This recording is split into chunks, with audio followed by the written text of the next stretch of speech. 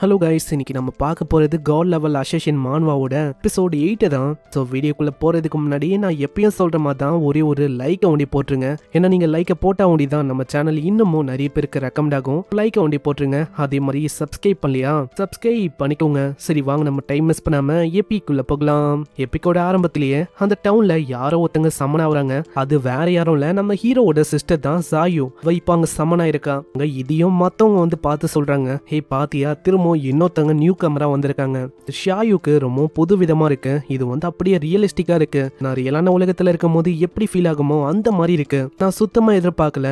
இது வந்து உண்மையிலேயே அருமையான விஷயம். இப்பதான் ரீசெண்டா ஒரு ஸ்கில்ல நான் அப்டேன் பண்ணேன், பேஸ் சாக்ரிஃபைஸ்னு. எனக்கு தெரியல, இது ரொம்ப பவர்ஃபுல்லா இருக்கும் வாய்ப்பு இருக்கு. இது வந்து போதுமா தான் இருக்குமா பிரதர் சாங்ஃபையை ப்ரொடெக்ட் பண்றதுக்கு?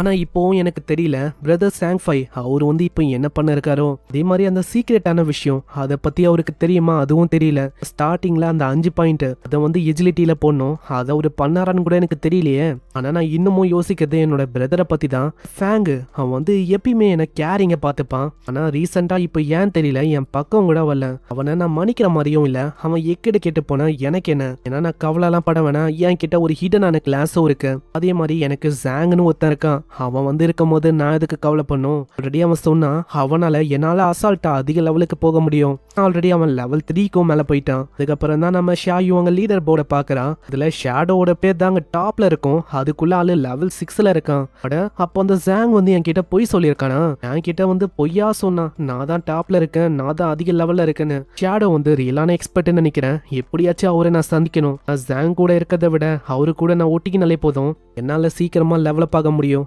அதனால தேட வேண்டியதான். இந்த பக்கம் வாங்கோட டீமும் அங்க ஒரு பொண்ணு இருந்திருப்பால, அதாங்க நம்ம ஹீரோ கூட போயிருக்காளே, அந்த பொண்ணை பத்தி தான் கேக்குறாங்க. எங்க போனா இதுவும் தெரியல.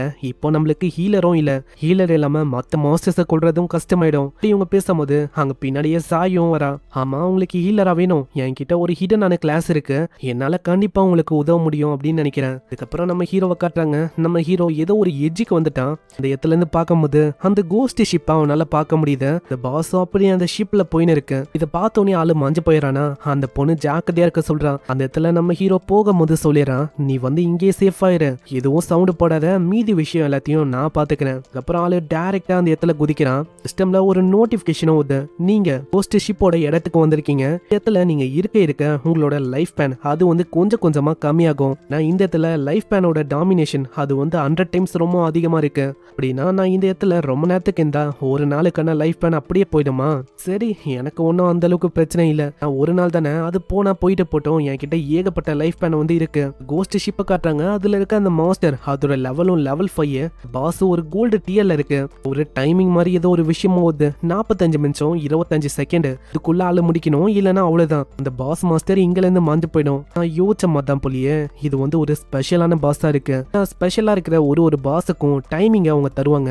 அதே மாதிரி தான் விஷயம் இங்கேயும் ஏற்பட்டிருக்கு. பரவாயில்ல, 45 நிமிஷம் அது மத்தவங்களுக்கு கம்மியா இருக்கலாம், ஆனா எனக்கு ரொம்ப அதிகம். ஏன்னா எனக்கு இது அசால்ட்டான விஷயம் தான். இடத்துல நம்ம ஹீரோ யோசிக்காம ஸ்லாஷஸ் வச்சு பயங்கரமா தாக்குறான். இந்த மாஸ்டருக்கும் அவங்க ஒண்ணுமே புரியல. திடீர்னு 500 டேமேஜ் அங்க போகுது. இதுல வெனம் டாட்டியும் அவன் லான்ச் பண்ணி விட்டுறான். அதுவும் டைரக்டா அந்த பெல்லு மேல தான் பத்து. அந்த பெல்லு மேல பட்ட உடனே 621 டேமேஜ் அங்க போகுது. உண்மையை சொன்னா நிறைய பேருக்கு இந்த பாஸ் மாஸ்டரை எப்படி கொள்ளணும் அப்படின்னு தெரியாது.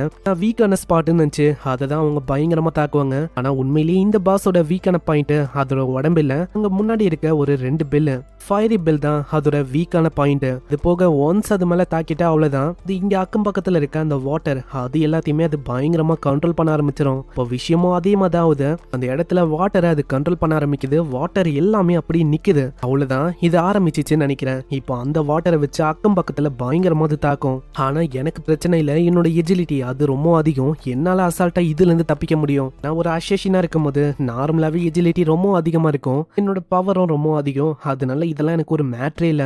ஷோ இங்கே முடிஞ்சிச்சான்னு கேட்டா கிடையாது. ஏன்னா அந்த பாஸ் அது இப்போ சும்மா இல்லாம ஏகப்பட்ட டெட் பாடிஸ் அது சமன் பண்ணும். இந்த கொடூரமான உருவங்களை நீங்க சாதாரணமா எடை போடக்கூடாது. இங்க இருக்கிற அந்த கொடூரமான ஒரு மாஸ்டரோட லெவலும் சில்வர் டியர்ல இருக்கும். நீங்க என்னதான் ஒரு படையை கொண்டு வந்தாலும் உங்களோட கதை அசால்ட்டா முடிஞ்சு போயிடும்.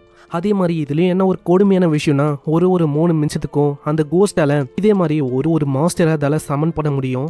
எல்லா மாஸ்டரும் நம்ம ஹீரோவை தான் தேர்ந்தெடுக்கு, ஆனா அதுங்களுக்கு பாவம் தெரியல நம்ம ஹீரோ அசால்ட்டா அங்க மறைஞ்சு அங்கேயே தான் இருக்கான்னு. நான் மறைஞ்சிருக்கேன், அதனால நான் வந்து கவலைப்பட வேணாம், ஒரு பர்ஃபெக்டான ஆங்கிளை தேடணும், அதுக்கப்புறம் என்ன இதோட கதையை முச்சிட வேண்டியதான். அங்க அதே மாதிரி தான் விஷயமாவது ஒரு ஆங்கிளுக்கு அவன் போயிட்டு இடத்துல ஸ்லாஷஸ் அவன் ஆக்டிவேட் பண்ணி வர்றான். 1000க்கும் மேல நிறையவே டேமேஜ் விழ ஆரம்பிக்குது. வந்த ஒரு மாஸ்டரோட கதையும் அப்படியே முடிஞ்சு போகுது. பத்தாதுன்னு அந்த கோஸ்ட் மாஸ்டர் மேல வெனம் டாட் அங்க லான்ச் பண்ணி விட்டுறான். அது ஒரு கிரிட்டிக்கல் ஹிட் ஆகும் அமைது. பாக்குற அந்த பொண்ணு ரொம்ப ஷாக் ஆகுறான். அட இந்த ஷேடோ உண்மையிலேயே மாசுப்பா, சும்மாவா டாப் லெவல்ல இருக்காரு, இவர் உண்மையிலேயே ஒரு ஜீனியஸ். ஏன்னா மறைஞ்சிருந்து ஒரு டேமேஜையும் வாங்காம பயங்கரமா ஒரு தாக்குறாரு மாஸ்டர். அது வந்து ஒரு கோல்டு டிஎல்ல இருக்க பாஸ், அதே ஆளு பறக்க விடுறான். அதுக்குள்ள அங்க ஹீரோவும் சொல்றான், ஹே லிட்டில் பிளாக், நான் வந்து கூடிய சீக்கிரத்துல சாக போறேன். என்னது சாக போறீங்களா? நீ எதை நினைச்சோ கவலைப்பட வேணாம், நீ ஒண்ணுமே பண்ண வேணாம், எல்லாருமே ரிவே ஆகுற அந்த ஸ்பாட்டுக்கு நீ வா, அந்த இடத்துல நம்ம மீட் பண்ணலாம். ஆனா நீங்க சொல்ற விஷயம் வந்து எனக்கு சுத்தமா புரியல. ஏன்னா உங்க மேல ஒரு காயம் கூட ஏற்படல, அப்படி இருக்கும் போது எப்படி நீங்க சாக போறீங்க? அதே மாதிரி என்னோட பேரு அது ஒன்னும் லிட்டில் பிளாக் இல்ல. ஏன்னா லிட்டில் பிளாக்னு சொல்லும் போது அது நாய்க்குட்டியோட பேர் மாதிரி இருக்கு.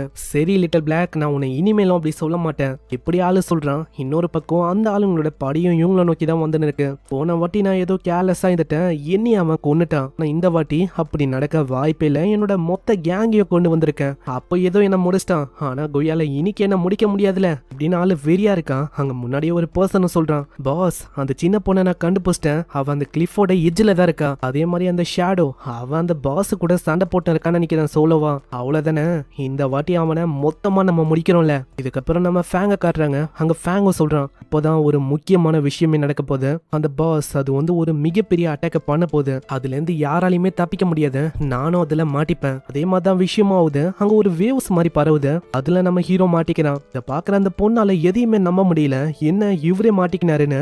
ஆனா அதுக்குள்ள அங்க வேவ்ஸ் அது ஷார்ப்பா வச்சு நம்ம ஹீரோ மேல ஒரு பயங்கரமான அட்டாக் பண்ணு. அந்த அட்டாக்னால ஒண்டி கிட்டத்தட்ட 1000க்கும் மேல நிறையவே டேமேஜ் அங்க போகுது. ஃபேங்கோட கதை அது ஒரே அடியில அங்க முடிஞ்சது. இது வரைக்கும் நம்ம ஃபேங் இறக்கவே இல்லை, இதுதான் ஃபர்ஸ்ட் டைம் அங்க எந்த போறது. அது எந்த போனனால அவனோட லைஃப் பேன் அது மொத்தத்தையும் அங்க எழுதுறான். அங்க ஒரு நோட்டிபிகேஷன் ஆகுது, ஷேடோ நீங்க இப்போ எந்த போயிட்டீங்க, அதே மாதிரி உங்களோட அன்ட்ரேடபிள் லைஃப் பேன் 326 வருஷம் அதுவும் நீங்க இழந்தாச்சு. அது போக ட்ரேடபிளா 1087 நாள் அந்த லைஃப் பேனையும் நீங்க இழந்தாச்சு. இது வரைக்கும் அவன் கலெக்ட் பண்ண எல்லா விஷயமும் அங்கேயே கீழே வந்துச்சு. அங்க இப்பதான் கரெக்டா அந்த ஆளுங்களும் வராங்க. அங்க அவங்களுக்கு இதை பார்க்கும் போது அவ்வளவு சந்தோஷமா இருக்கு. எல்லாருமே அவனை எக்ஸ்பர்ட்னு சொன்னீங்க, ஆனா உண்மையிலேயே அவன் முட்டாளு. ஒரு கோல்டு டியர் பாஸ் கிட்ட எப்படி அவனால சண்டை போட முடியும்? கடைசியில ஆளு செத்து போயிட்டான், அவனுக்கு இது தேவைதான். ஆனா பாஸ் கொஞ்சம் அங்க பாருங்க, நான் ஏதோ ஒண்ணு இன்னாதான் அவன் எந்த போயிருந்தாலும் அவன் ஒரு பணக்காரனா தான் இருந்திருக்கான். அவன் கிட்ட இன்னும் இந்த அளவுக்கு ட்ரேடபிள் லைஃப் பேன் ரொம்ப அதிகமா இருக்கு, எல்லாமே நம்மளுக்கு தான் போல, நம்மளே எடுத்துக்கலாம் அப்படின்னு அதை எடுக்கலான்னு அந்த கிளிஃபை விட்டு அவங்க குதிக்கிறாங்க. ஆனா கண்ணை தொந்து பார்த்தா ஆளுங்க சொர்க்கத்துல இருக்காங்க. இதை பாக்குற அவங்களுக்கு புரியல, அட என்ன ஆச்சு, நம்ம அதுக்குள்ள சொர்க்கத்துக்கு வந்துட்டோமா அப்படின்னு ஆளு யோசிக்கிறாங்க. இங்கே இந்த எபிசோட முடியுது. என்ன ஆச்சு, எதுக்காக நம்ம ஹீரோ அங்க எந்த போகணும், இதுக்காக இது வரைக்கும் சேர்த்து வச்ச எல்லா விஷயத்தையும் அங்க இழக்கணும், இது எல்லாத்துக்கான பதிலும் நம்மளுக்கு நெக்ஸ்ட் எபிசோட்ல தான் தெரியும். பார்க்கலாம் என்ன ஆகுதுன்னு. ஏன்னா இப்போ ஷாயோ அந்த பொண்ணு உள்ள வந்துட்டான், இது பத்தாதுன்னு அந்த சாங்கு அவனும் கண்டிப்பா உள்ள வந்திருப்பான். இப்போ என்ன பிரச்சனை ஆக போகுதுன்னு பார்க்கலாம். அதே மாதிரி மான்வாவோட குவாலிட்டி அது வந்து அந்த அளவுக்கு சரியா இல்ல. நான் இந்த மான்வாவை நீங்க படிச்சு பாத்தீங்கன்னா எல்லா இடத்துலயும் கொச்சன்னு வேர்டிங்ஸ் அவங்க போட்டு வச்சிருப்பாங்க. இமேஜை ஜூம் பண்ணும்போது கண்டிப்பா உடையதான் செய்யுது. ஸோ லைட்டா அட்ஜஸ்ட் பண்ணிக்கோங்க, நானும் முடிஞ்ச அளவுக்கு உடையாத படி போடுறேன். ஸோ வீடியோவை எவ்வளவு தூரம் பாக்குறீங்கன்னா மறக்காம ஒரு லைக்கை போட்டுருங்க, ஏன்னா அப்பதான் நிறைய பேருக்கு ரெக்கமெண்ட் ஆகும். அதே மாதிரி இது வரைக்கும் நீங்க நம்ம சேனலுக்கு சப்ஸ்கிரைப் பண்ணலையா, சப்ஸ்கிரைப் பண்ணிக்கோங்க. நான் உங்களை நெக்ஸ்ட் எபிசோட்ல சந்திக்கிறேன். தேங்க்யூ ஃபார் வாட்சிங். சைனரா.